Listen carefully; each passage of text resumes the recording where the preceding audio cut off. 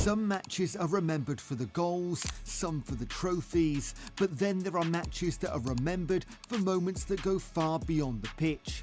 The 2006 World Cup Final was one of those nights where genius met controversy, triumph met scandal, and a legend's career ended in a way no one could have predicted. When Zinedine Zidane announced that he would retire after the 2006 World Cup, most assumed it would be a graceful farewell. At 34, he was past his physical prime and France was hardly considered among the tournament favourites. But as the weeks passed in Germany, something remarkable began to unfold. Zidane, having come out of international retirement, began to produce performances that defied his age and reawakened memories of his dominance in 1998 and 2000. Against Brazil in the quarter-final, he was masterful, dribbling, passing and controlling the tempo of the match as if he had wound back the clock. It wasn't just talent, it was command, elegance and imagination wrapped up in one jersey. By the time the final arrived, Zidane had become the heartbeat of a French team suddenly dreaming of glory. And just 7 minutes into that final in Berlin, when France won a penalty, there was never any doubt about who would step up to take it. Gianluigi Buffon, Italy's iconic goalkeeper, stood waiting, but Zidane remained unfazed. Instead of smashing it in or picking a corner, he floated a Panenka down the centre. The ball clipped the underside of the bar and just crossed the line.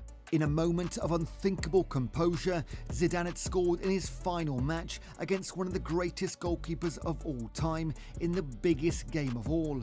It felt like destiny was unfolding.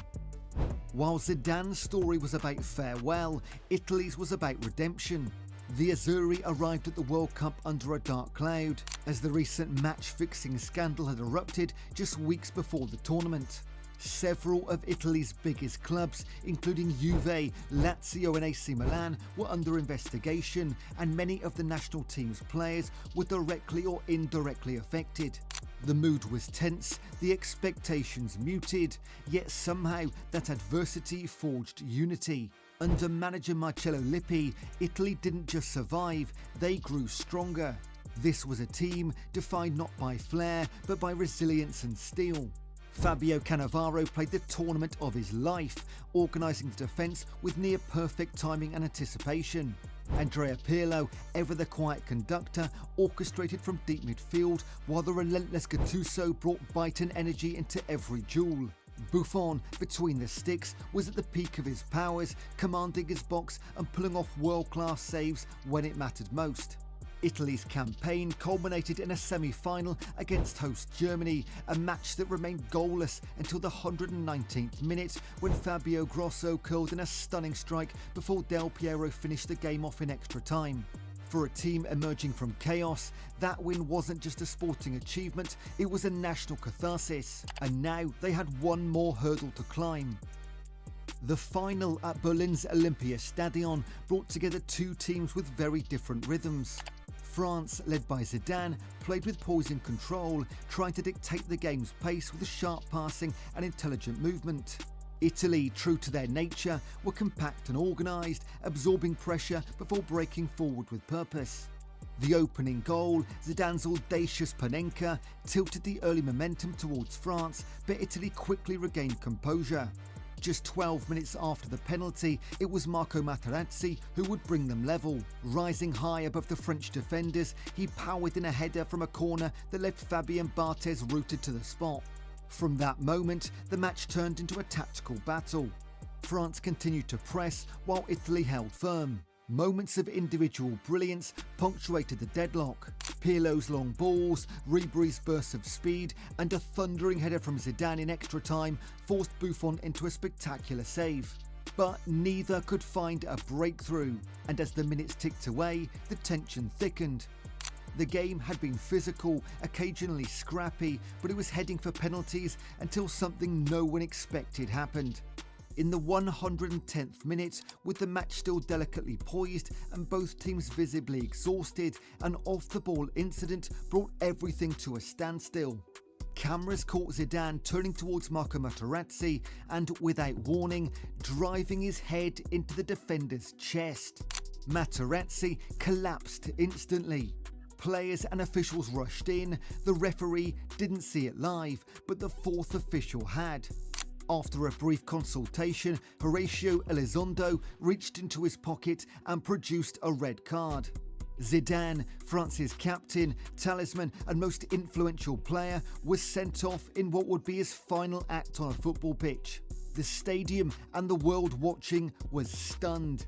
What could have provoked such a reaction from one of the calmest players of his generation? In the days that followed, reports revealed that Materazzi had allegedly made a deeply personal insult, possibly involving Zidane's sister. Materazzi later admitted to the provocation, though the exact words remain disputed. Some framed it as a lapse of judgment, others a moment of human vulnerability. But what was clear was that it overshadowed everything else. As Zidane walked past the World Cup trophy on his way to the tunnel, it felt like something sacred had been broken. With Zidane gone, France faced the shootout without their leader. The atmosphere was electric, heavy with tension. Andrea Pirlo stepped up first for Italy and converted calmly. Sylvain Wiltord answered for France. Then Materazzi, already part of so many key moments, scored again. But then came a turning point. David Trezeguet, the man who had once won Euro 2000 with a golden goal, saw his penalty smash off the crossbar and bounce away. It was cruel irony. The remaining Italians, De Rossi and Del Piero, made no mistake, while David and Abidal converted for France.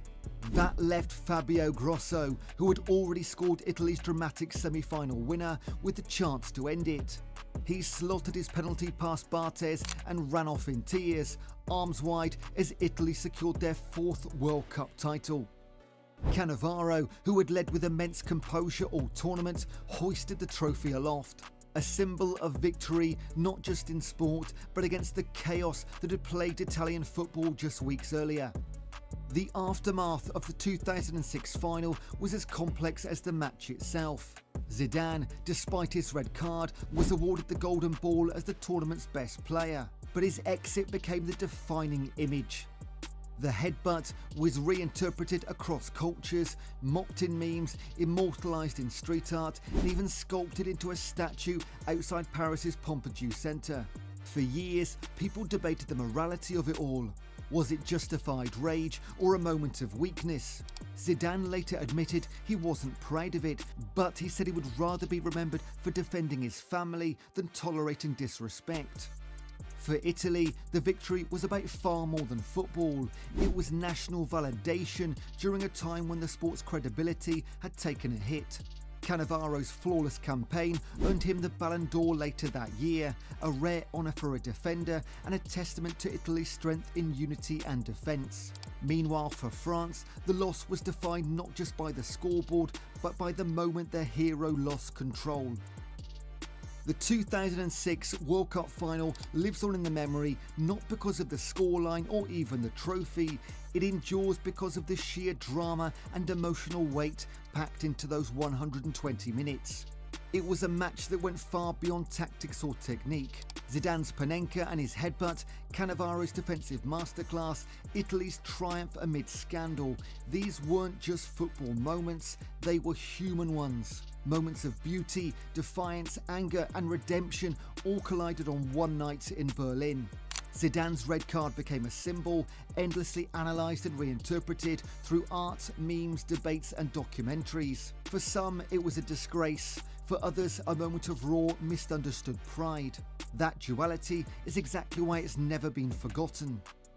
Italy's victory too was far more than sporting success. It was a nation reclaiming some sense of pride in the midst of disgrace. Their unity, discipline and spirit created a lasting legacy, capped by Cannavaro's Ballon d'Or.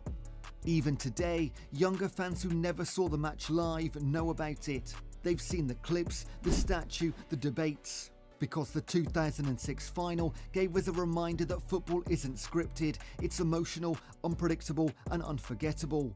And that's why we're still talking about it. If you lived through that match, you'll never forget where you were. If you didn't, the stories, images and endless debates have ensured you still know what happened that fateful night in Berlin.